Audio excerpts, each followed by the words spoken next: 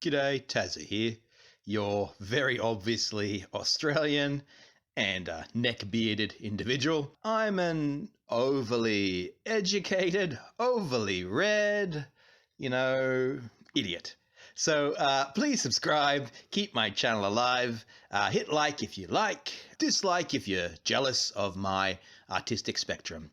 Please consider supporting me on Patreon to help me buy some content to review or to upgrade the paper cup I'm recording this into or the literal mouse and mouse pad I'm using to draw with. Today I'm going to be doing a spoiler-free review of Dan Abnett's or Dan Abnett, I'm terrible with names, let's call him Danny Boy's book, First and Only. And that's a Gaunt's ghost novel. And let's talk about, is it amazing or is it amazingly bad?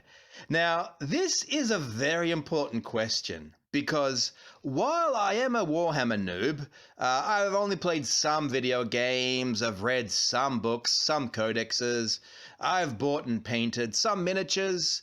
I do know enough about Games Workshop to know some of their products are flat out amazing. And like my painting, some are flat out amazingly bad. I am not overstating that. There are some real nuggets of terrible out there. All right, okay, let's go. So now, what made me read this book? A Warhammer podcast I listened to, they did this book as part of their book club, and they loved it. But while I love their Warhammer-related content, they know their stuff, I was a little concerned if I could trust them about a novel. I know it's a bit of a black pot in a greenhouse moment, but I decided to give it a read myself. Also, the book covers the topic of the Imperial Guard, and I'm sure like a lot of you, I've never read anything about the Imperial Guard, so I thought this would give me a bit of a deeper insight into quite a large aspect of the Warhammer universe. Now, first, let's look at the protagonist, Mr. Gaunt of Gaunt's Ghosts. I was honestly surprised at just how hard he absolutely rocks. Like I'm sure some of you, I'd heard rumors, he's a great guy, he's a great character.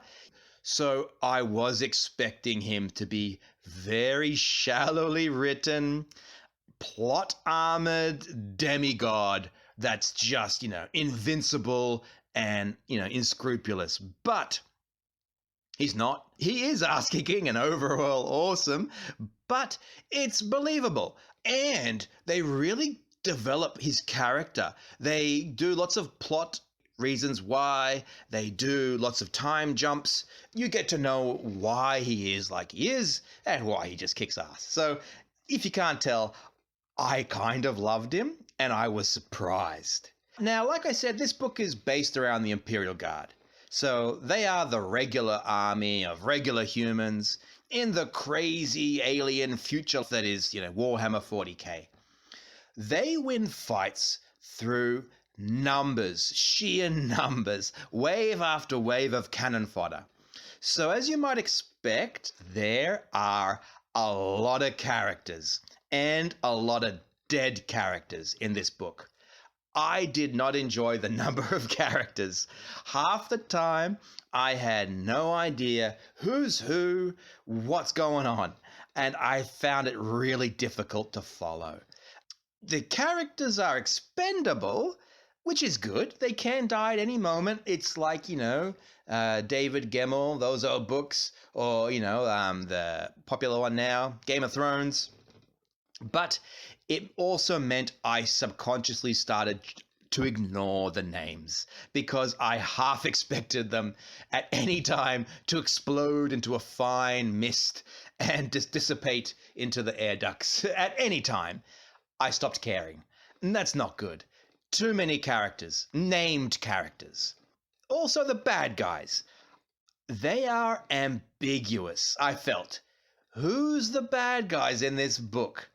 You don't? Well, I think you don't know, because they introduce the negative characters who could be the bad guys. But are they the bad guys? Is the main guy, does he think he's a good guy, but he's going to be a bad guy? I really felt it was ambiguous, and I loved it. Until the very last page of the book, I did not know who was going to be the bad guys, except for Chaos. It's Warhammer, so of course there are Chaos corrupted bad guys in there, and it's an excellent counterweight.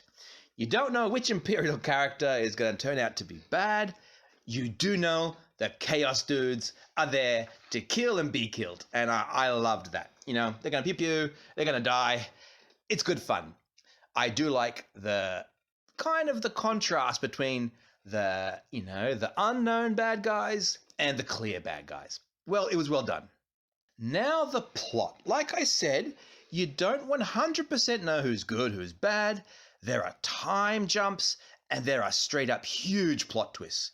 The plot, it's more sinuous than two snakes having a tickle fight. It's awesome. There are time jumps. I found the time jumps confusing, but I felt like the author, old Danny, he didn't spoon feed me. I just kind of knew if I persevered, it'd tell me what's going on. And it did. It was really well done.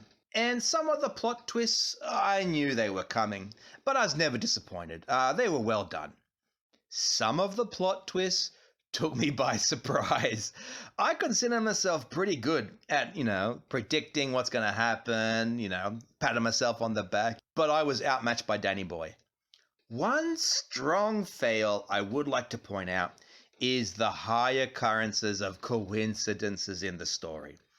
Some of them straight up kick you out of that reading zone. You're in there, you're really absorbed, and it just kicked me straight back into reality just because of how impossible or implausible they were.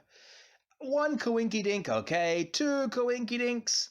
Once you get coinkadie, it's no good. And the author does try to explain why some of them occurred, like after it's happened. Yeah, I was, mega brain in it. It was all part of my plan. They were still improbable. Even if that was part of your plan, it was a bad plan. It's very unlikely. Now, would I recommend this book? 100%. It was amazing. Ignore the too many characters, ignore the weaker plot twists, and the coincidences, and just enjoy the Gaunt show as he comes in and takes names. And the Gaunt ghosts, they are also awesome.